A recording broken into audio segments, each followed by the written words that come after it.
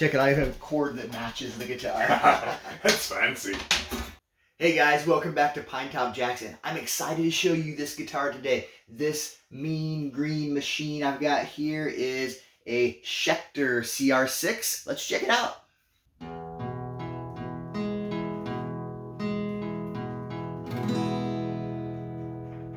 Alright, we'll start with this reverse headstock. The truss rod cover identifies it as the CR-6 model, part of the Diamond Series. What really pops out at you is the finish. It's the same burl top as the body, what they call the aquaburst finish. And there's this little bit of a curve right here, a carve. Mimics the carve of the body. A really nice subtle touch. This nut is not plastic. The CR-6 comes stock with a Graphtec nut made of the material they call tusk, which is supposed to be like a man-made ivory. We're not killing elephants for their tusks anymore. Keeping with the planet-conscious sentimentality, this fretboard is made of wenge, an African hardwood that's more sustainable than traditional rosewood. It's 25.5-inch scale, 24 frets, and dig these offset dot fret markers. They're set toward the bass side down here, the chugga-chugga part of the fretboard, and then they switch to the treble side up here at the wheedly end. Sorry, stupid meme stuck in my head. It's got a super strat look. The body is mahogany with a poplar top, and all of the guitars in this model line use the striking burl poplar. There are a few other finishes available besides this aquaburst, and they're all transparent burst finishes to show off this beautiful figurine. The two pickups are both called the Apocalypse 2, made by Schecter USA. It's got a 3-way switch, and then a tone, and the volume is a push-pull to split the humbuckers into single coils. And we're definitely going to play around with that in a minute. It's got a Schecter-made hardtail bridge with string-through body. All right, let's throw this guitar up on the scale. Weighing in at 7 pounds, 3.5 ounces. I think this is a 3-piece mahogany body. I see seams here and here, 1, 2, 3. I think this is one whole piece. It's kind of hard to tell. They do such a good job gluing up these days. It's got a nice carve to it right here, here. Interesting 5-screw bolt-on neck. And check out this deep carve on the cutaway for full access to those 24 frets. It's got a 3-piece maple neck. Here's the 6-in-line Schecter branded tuners. Now let's take a look at the serial number. This guitar was made in Indonesia. Serial number reads IW21051163. The first two numbers let us know it was made in 2021. Now for the prefix letters IW. Schecter serial numbers have used different prefix letters over the years. Early American-made models started with the letter A. The Diamond Series debuted in 1998, originally made in South Korea. Korean models starting with a W were made by a factory called World Music. The CR-6 model was introduced in 2018, made in Indonesia. The I in the serial number indicates Indonesia, and the W stands for the factory called PT Wildwood in West Java. Of course, World Music has a factory in Indonesia as well, and Schecter could very well use them too, but it has not been documented. Thanks to Google, we can see exactly where this guitar was built. It's crazy, parts of Indonesia looking like a tropical third world, but inside these buildings are state-of-the-art CNC machines. Let's hear what they've produced. My friend Brion picked this up at Guitar Center a few weeks ago for under $500. It was like $450 or something, and he was kind enough to let me borrow it to make a video about it. So it does the coil tapping on both of the pickups, and I'll just run through it real quick on a clean channel. So this will be the bridge pickup unsplit, so just a standard humbucker. And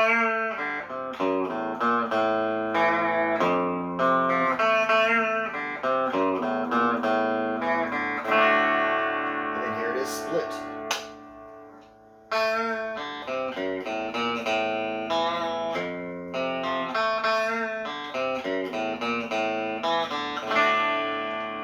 Back to humbuckers, and we'll do the middle position, a blend of both of them.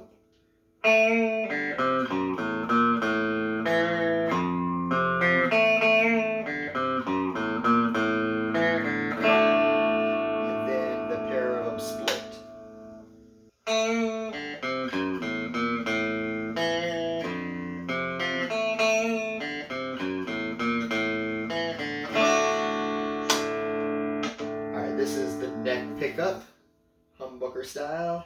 And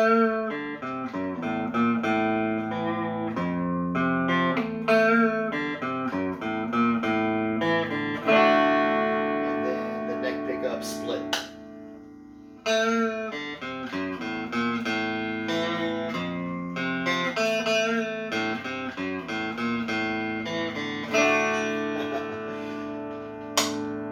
Alright, for distortion, I'm just going to run through the pickups. I'm not going to bother splitting them. Whoops.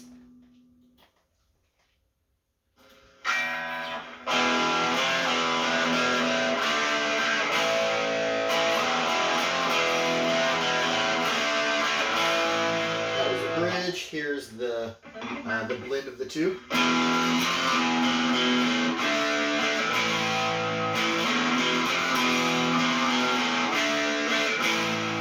Here's the neck pickup.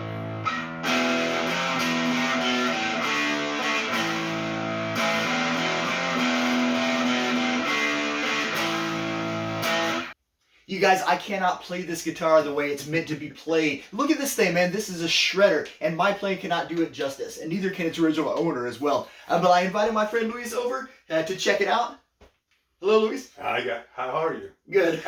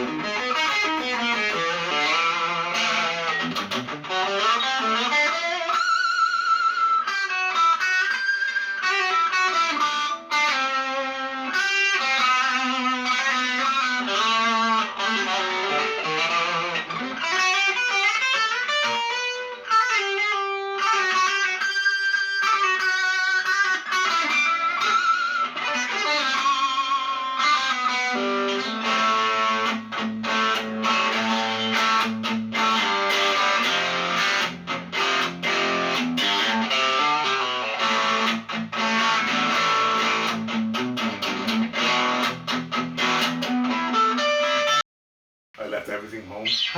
How does it feel to you? How's the neck? Yo, this is good. This is comfy. This is really made for metal. This is really comfortable. Yeah, it's a really nice guitar. Yeah, it has dual carbon rods in the neck. Oh, for real? Yeah, that's great. It feels lightweight and comfortable. It's actually more comfortable than this Schecter that I have back home. Oh, okay. Yeah. What model do you have at home? It was the Omen 7 Extreme. Oh, okay. But this feels more comfortable, more lightweight, and the neck feels thinner. Yeah. Feels a little bit thinner and slicker. Okay.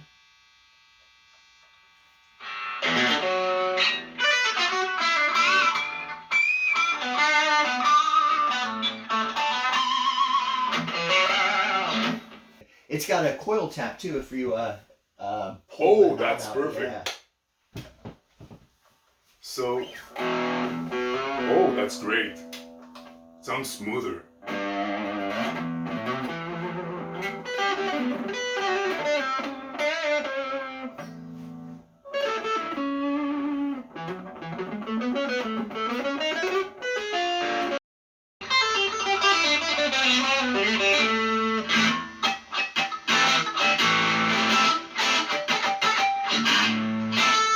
Let's try something.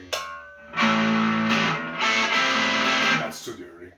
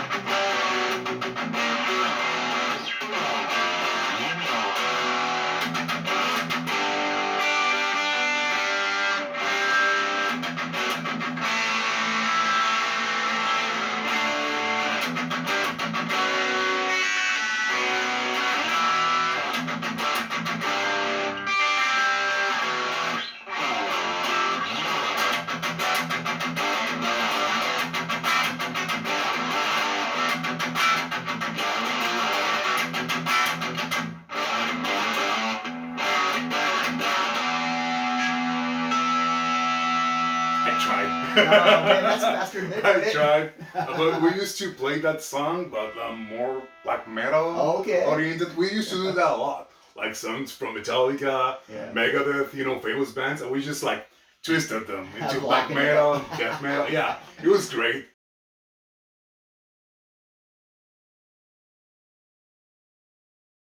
Me, it was Joe Satriani, Surfing with the Alien. Oh, really? Yeah, Wow. that. That's a different level for me. Yeah, I used like all of my family were always into music. Like Okay. I grew up around musicians and stuff. That's awesome. I was exposed to different genres, but I mostly enjoyed metal and rock. So I was like 4 years old and I was listening to Halloween, Keeper of the Seven Keys. Wow. I loved Guns N' Roses. Yeah. I remember the first time that I heard Morbid Angel. It was on MTV. Yeah. God of Emptiness. It was like 89 or 90. I don't remember, and it was great. I was impressed actually that I saw it on TV. Yeah. Also Jason Becker. Okay. He really inspired me to get good at it, and I started practicing like minimum 2 hours per day. Wow. And then slowly I just kept going, and all of a sudden I was practicing like 6 hours per day. That's And I crazy. got really good at it, like really, really good at it. But we grow old and we can't do the same thing anymore. Yeah. What was your band called again? Theoretical Disorder. Theory of Disorder? Theoretical Theoretical Disorder. Yeah, it was mostly black metal. And that was back in Puerto Rico? Yeah, black metal with prog and some death metal sprinkled in. Yeah, it was Okay. great. Let me see if I can.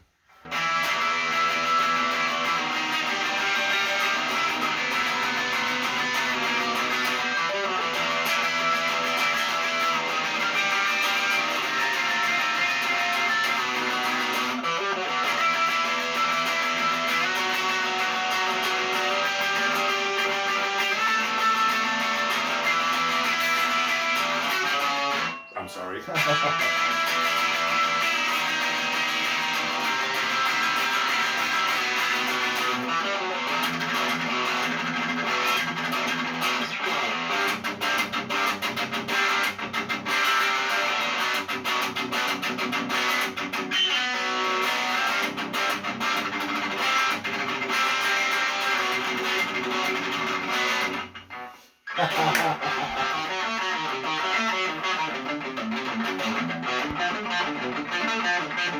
I forgot about it. It gets complicated. That's your song? Or Yeah, that's one of the guitars from one of the songs. Okay. Like there were like 3 different guitars, Oh wow. and it was like the rhythms and the melodies they got together and blended in, and then they separated it out, Okay. and it was like constantly moving back and forth. It was great.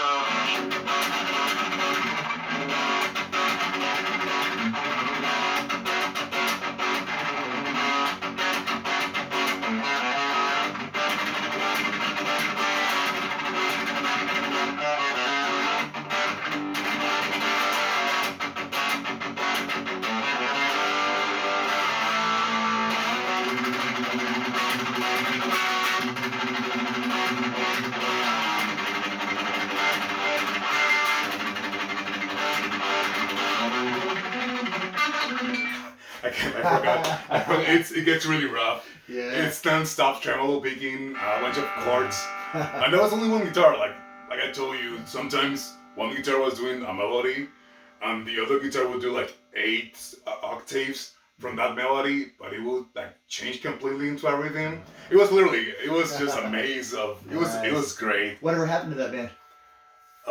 We dissolved like 10 years ago. Yeah. Because the adult life, Yeah. family, work. Yeah. We didn't have enough time, and practicing just took way too much of our time. So we were not able to practice properly. Yeah. We still played, but not as often as we used to. Yeah. Yeah. Was there a big black metal scene? Yeah, in there Puerto was Rico? actually a scene, death Wow, metal, mostly yeah. death metal. Yeah. And there was some black metal. I think there's some bands. I can get you some names later on. Okay. But it was great.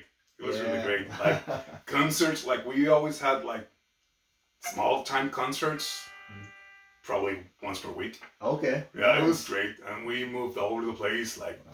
the west side of the island, southern part, even on the capital sometimes. Yeah. Yeah, it was great actually. Awesome.